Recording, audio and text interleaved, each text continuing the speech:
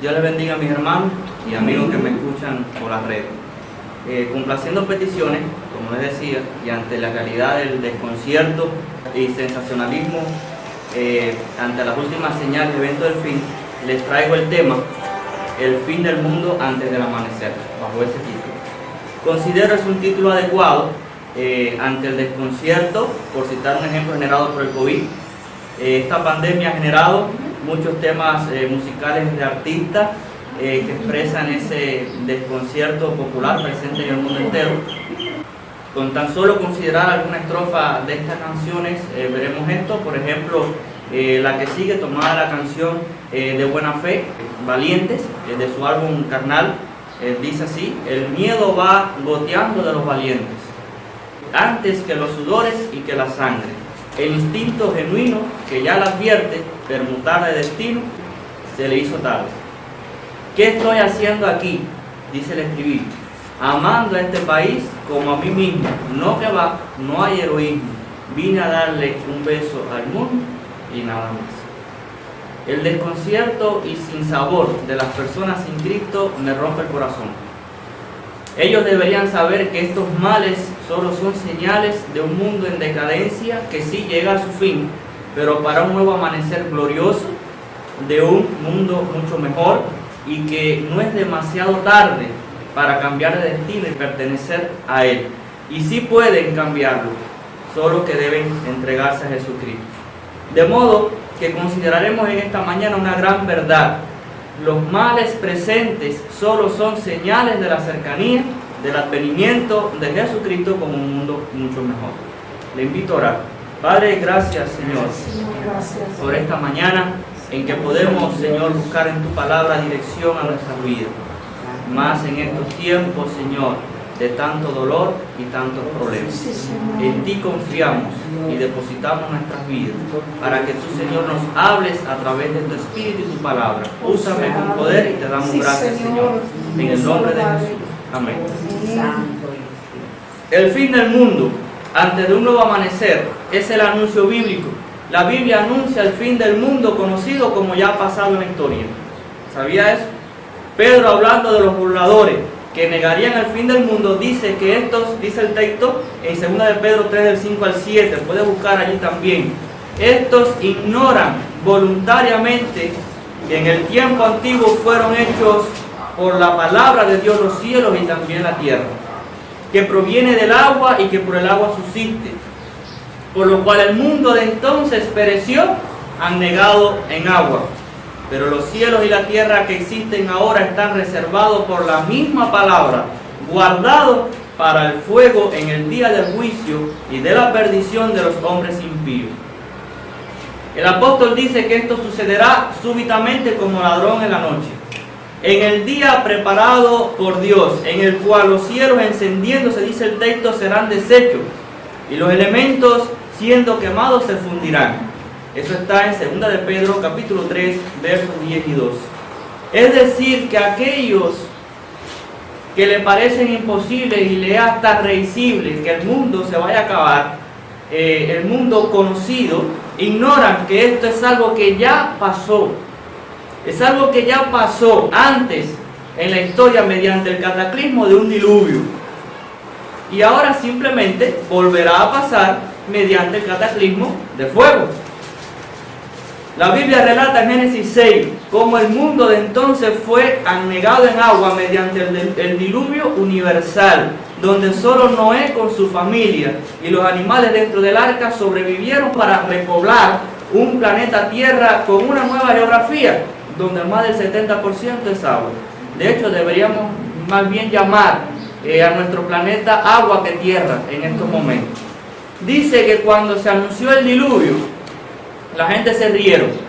Se rieron porque nunca había llovido antes allí. Nosotros deberíamos tomarlo más en serio, donde la ciencia puede corroborar que un cataclismo de fuego es perfectamente probable, con solo alterar la ley de gravedad formulada por Isaac Newton, pero que es la ley sostenida por Dios. Dios es quien sostiene el universo, y solo tiene que alterar un poco el curso de las leyes naturales para que ocurra un desastre. Antes hizo que lloviera mucho, ahora solo tiene que hacer que el Sol se acerque un poquito, permitiendo que la Tierra se salga ligeramente de su eje gravitacional. Y ya. Querido amigo que me escuchas, el no creer en el fin del mundo, solo te condena a la misma suerte que la generación de Noé. Jesús advierte, dice la palabra, mas como en los días de Noé, así será la venida del Hijo del Hombre. Porque como en los días antes del diluvio estaban comiendo y bebiendo, casándose y dándose en casamiento hasta el día en que Noé entró en el arca, y no entendieron, hasta que vino el diluvio y se los llevó a todos, así también será la venida del Hijo del Hombre. Dice allí en Mateo 24, del 37 al 39. Hoy es el día de salvación. Entra al arca que es la cruz de Cristo, aceptándole como Señor y Salvador. Si aún no te convences, te digo más. El anuncio bíblico del fin del mundo no solo es corroborado en la historia de Noé, sino que la Biblia anuncia el fin del mundo conocido, como ya se ve en el cumplimiento de las señales. Hasta los no creyentes, ¿saben? Hasta los no creyentes ante las calamidades y catástrofes de hoy admiten que todo está escrito en la Biblia, que así iba a suceder. Esto es porque la Biblia es la palabra de Dios, y una de las prerrogativas divinas en que nadie le iguala es que anuncia lo por venir desde el principio y desde la antigüedad, lo que aún no era hecho, que digo, dice Dios, mi consejo permanecerá y haré todo lo que quiero. Isaías 46:10. De estas señales descritas en Mateo 24, Segunda de Tesalonicenses, Apocalipsis y otros textos del Antiguo Testamento, como en Daniel, Ezequiel, etc., vale considerar cuáles son, y más importante, lo que significa. ¿Cuáles son las señales? La aparición de los falsos cristos. Recordarán el salvadoreño que dijo ser el Cristo reencarnado, y sus seguidores se identificaban con el 666 bajo la consigna de salvo siempre salvo, pero no en la santidad, sino en la vida libertina de pecado. Y ahora mismita me hablaba de un judío del linaje de David que quieren proclamar el Cristo. Pero el Señor Jesucristo nos advierte diciendo, por tanto, si os dicen, mirad, el Cristo, ¿verdad? Él está en el desierto, no vayáis. O mirad, Él está en las habitaciones interiores, no lo creáis. Porque así como el relámpago que sale del oriente y resplandece hasta el occidente, dice el Señor, así será la venida del Hijo del Hombre. Es decir, que su venida, a diferencia de estos falsos cristos que van resurgiendo, será súbita, sin anuncio, y rápida, viéndole todo ojo descender del cielo. Las guerras mundiales, otra señal. Todavía, hermanos, recordamos con dolor la Segunda Guerra Mundial contra la Alemania nazi de Hitler. Esto entre el 1939 y 1945. Fue el conflicto más mortífero en la historia de la humanidad, con un resultado final de entre, escuche bien, 50 y 70 millones de víctimas. El hambre, enfermedades y terremotos. En Apocalipsis aparecen una cuadriga medieval de 4 caballos, siendo los últimos 3 los precursores de la guerra, el bermejo, del hambre, el caballo negro, y las enfermedades, el caballo amarillo. Apocalipsis 6, 4 al 8 puede ver eso. Lo cierto es que estos males y catástrofes son titulares en los periódicos del día de hoy. Recordamos, por ejemplo, el terrible terremoto de Haití, que causó tantas muertes. Aún un seminarista haitiano, compañero mío, perdió a su hermana en este terremoto. Por otro lado, la pandemia del COVID ha traído una gran mortandad y hambre en el mundo entero. Cosas que hasta aquí aparecen solo como el comienzo de dolores. Mateo 24 continúa. Si quieren pueden buscar Mateo 24 allí, que es el texto donde estamos viendo estas señales. Mateo 24 continúa con la persecución. Ninguna otra causa que la de Cristo ha tenido mayor número de mártires en la historia, y aún lo sigue teniendo hoy en países musulmanes extremistas y en todo el mundo de diversas formas. La apostasía. La apostasía aparece hoy bajo muchas formas. Las iglesias liberales y los falsos movimientos distorsionan el evangelio arrastrando, a multitudes. Arrastrándoles a la perdición. Por ejemplo, las iglesias partidarias del LGBT o el movimiento apostólico con el evangelio de la prosperidad, que hasta le acompaña, un poder milagroso, engañoso, como juicio para que no reciban la verdad. Dice allí en 2 Tesalonicenses 2:11. El desamor en el mundo. Otra señal. Es otra de las señales en Mateo 24, que vemos hoy con profunda tristeza a escala mundial.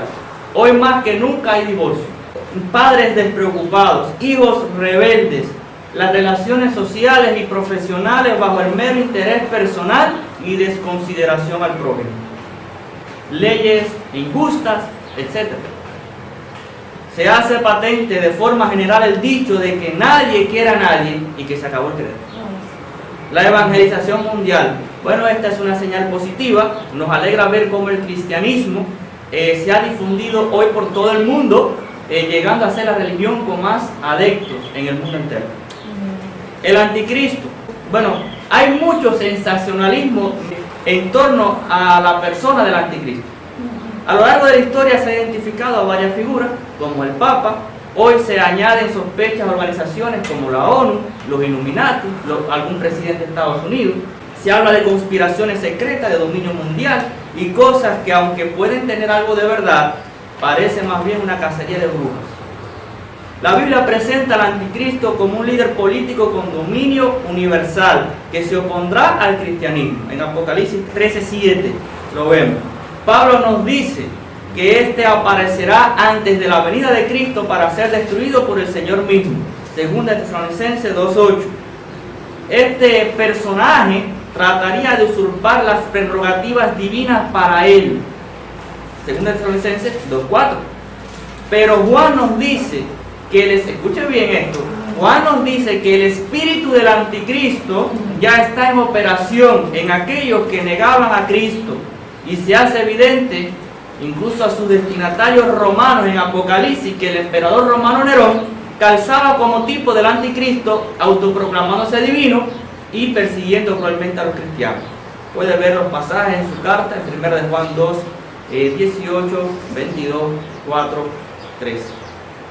En lo personal, considero más oportuno que el estar a la expectativa de quién será el anticristo definitivo es el lidiar con ese espíritu opositor a Cristo, permaneciendo fieles al Señor, y que nuestra única expectativa sea la del advenimiento de Jesucristo, que solo estos tipos de anticristo están anunciando.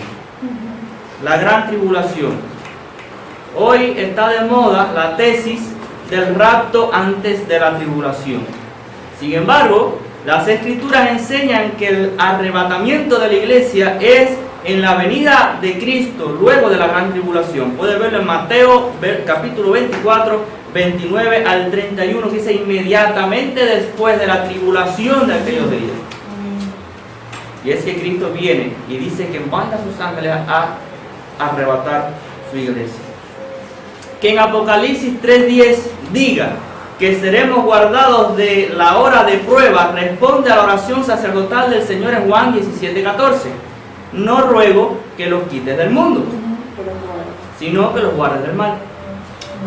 El problema con la doctrina del rapto antes de la tribulación es que no prepara a los creyentes a enfrentar la tribulación de nuestros días y ofrece una segunda oportunidad de salvación alternativa a la fe por las obras, al dejarse luego matar, y así pues entonces entrar al cielo, nada más antibíblico contra la doctrina del Evangelio de la justificación por la fe sola.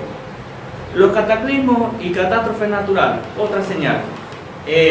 Esto finalmente pondrá fin al mundo conocido, y aún restan por suceder. Sin embargo, desde ya vemos el desequilibrio ambiental creciente en nuestros días, como el calentamiento global, erupción de volcanes, polvos del desierto que afectan a nuestro país, cosas nunca antes vistas, así la amenaza de meteoritos y otras lecturas científicas. Finalmente, la segunda venida de Cristo. Esto será en la misma manera en que ascendió.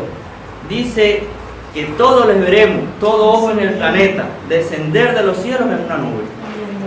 Es una venida súbita, como un rayo, sin previo aviso, como ladrón en la noche. Todas estas señales vistas las extraemos de la boca de Jesús en Mateo 24. Hay otras señales del fin. Daniel añade los imperios que dan lugar al reino de Dios. Ezequiel la construcción del nuevo templo. Isaías anuncia el nuevo cielo, la nueva tierra asociada a la venida del Mesías. Y por último Juan entrega las revelaciones de estos acontecimientos en un lenguaje apocalíptico y figurado.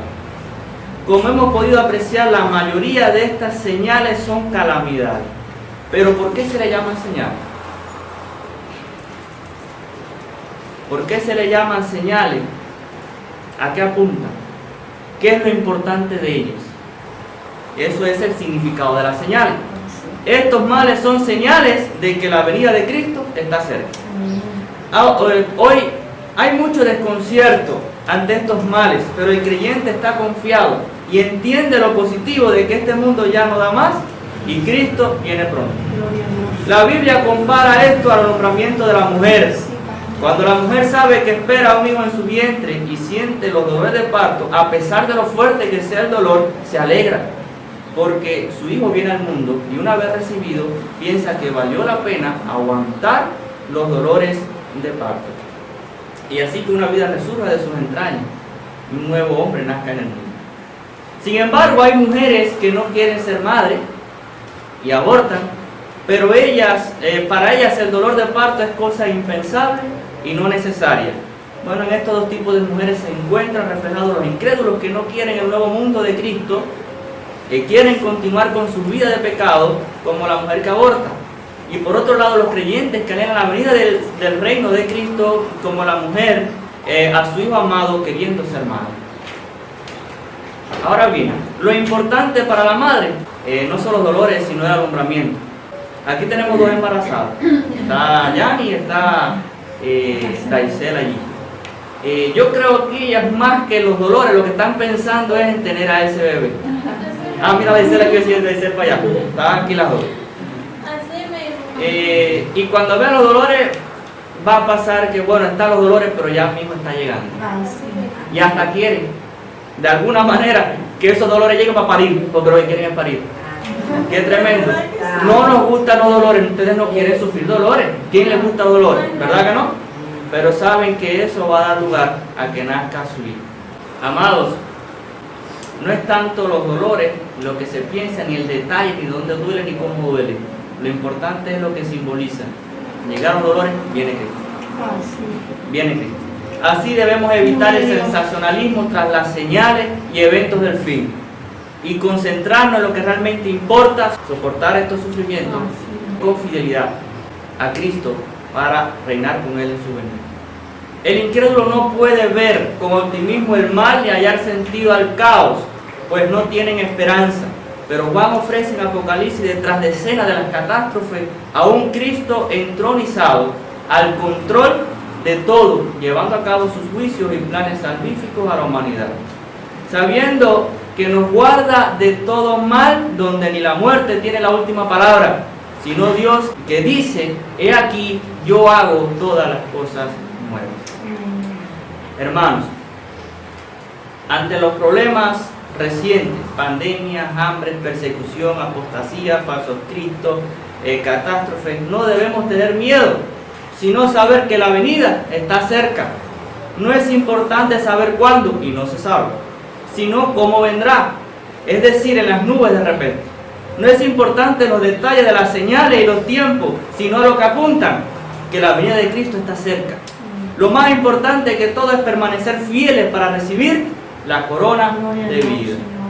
Por último, debemos entender que el que la Biblia anuncie destrucción, fin del mundo, cuyas señales ya se cumplen, no quiere decir que su anuncio sea el presagio del mal, sino que la Biblia anuncia el fin del mundo conocido porque nos fue prometido un mundo mejor. Este mundo está caído y debemos, sin dejar de luchar por su progreso y bienestar, entender que un mundo mejor solo es posible en Cristo. Es un mundo de rebelión contra Dios que solo puede subsanarse o reconciliarse con el arrepentimiento y fe en Jesucristo. Es un mundo de corrupción natural donde la escasez de los recursos naturales, el desequilibrio ambiental, la degradación y la muerte se hace patente sin solución definitiva. Solo en Cristo podemos esperar nuevos cielos y nueva tierra en un planeta mejor habitable, eterno y glorioso. Es un mundo con una humanidad corrompida hasta la médula donde se necesita un nuevo nacimiento del Espíritu recibido por la fe en Cristo y así una nueva humanidad en Él. Nos ha prometido un mundo mejor. Dios nos lo ha prometido. Dios ha prometido en la Biblia poner fin al mundo conocido. Dios siempre cumple lo que promete. Dios no es hombre, dice la Biblia, para que mienta, ni hijo de hombre para que se arrepienta. Él dijo y no hará, habló y no ejecutará. Véalo en número 23, 19. Dios ha prometido por sus profetas, Isaías, por ejemplo, en el capítulo 65, 17. Porque he aquí que yo crearé nuevos cielos y nueva tierra. Y de lo primero no habrá memoria, ni más vendrá el pensamiento. Jesús declara que el cielo y la tierra pasarán, pero no su palabra. Y Juan, obteniendo revelación celestial del fin de los tiempos, dice: vi un cielo nuevo y una tierra nueva, porque el primer cielo y la primera tierra pasaron y el mar ya no existía más. Apocalipsis 21. ¿Hasta que digo el número qué? Número 23, 19. Nosotros podemos romper promesas. Y es común, a veces porque nos arrepentimos y otras porque no podemos cumplirlo. Pero Dios no es como nosotros, pues siempre sabe lo que hace y tiene el poder para hacerlo. Las personas sin Cristo podrán ver en la destrucción de este mundo una amenaza, pero nosotros vemos una promesa.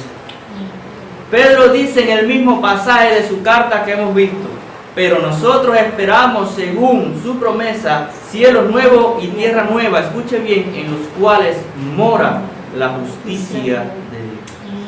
Segunda de Pedro 3, 3. Sigue conduciendo. Una joven conducía junto con su padre y se toparon con una tormenta. La joven le preguntó a su padre: ¿qué debo hacer? Su padre le dijo: sigue conduciendo. Los autos empezaron a orillarse. La tormenta estaba empeorando. ¿Qué debo hacer, papá? Sigue conduciendo, respondió su padre. Más adelante, un tráiler que se estaba orillando. Ella le dijo: papá, ¿debo detenerme? Es terrible, el mundo se está deteniendo. Su padre le dijo: no, sigue conduciendo. Ahora la tormenta era más fuerte, pero ella obedeció a su papá y pronto pudo ver un claro más adelante. Después de un par de kilómetros, volvió a estar en una zona tranquila, calmada y con el sol. Su padre le dijo: ahora puedes parar y salir. Ella le dijo: pero ¿por qué ahora? Él le dijo: cuando salga, mira atrás. Todas las personas que se rindieron todavía están en la tormenta. Tú no te rendiste y tu tormenta ha quedado atrás. Si en estos momentos estás pasando por tiempos difíciles, empiezas a sentir los síntomas de la pandemia, la economía te golpea muy fuerte, tu familia se desmorona, no te rindas, lucha hasta el final. Recuerda que aunque todos los demás, incluso los más fuertes, se detengan o se den por vencidos, tú sigue adelante, porque tu tormenta terminará y el sol brillará, resplandecerá sobre ti otra vez. ¿Sabes por qué? Porque los males presentes solo son señales de la cercanía del advenimiento de Jesucristo como un mundo mejor. Solo permanece firme y fiel al Señor en su palabra del Evangelio y no corras tras los falsos cristos, apóstotas, ni te dejes impresionar por el sensacionismo tras las señales y cacerías de brujas tras el anticristo. Él ha prometido guardarnos en el proceso. Solo permanece fiel al Señor y no corras tras las pasiones de este mundo. Huye por tu vida, porque la noche del fin del mundo llega. Pero recuerda que si vienes a Cristo y permaneces en Él, como en la noche más oscura es antes del amanecer más resplandeciente, así piensa en el fin del mundo antes del amanecer. Dios le bendiga.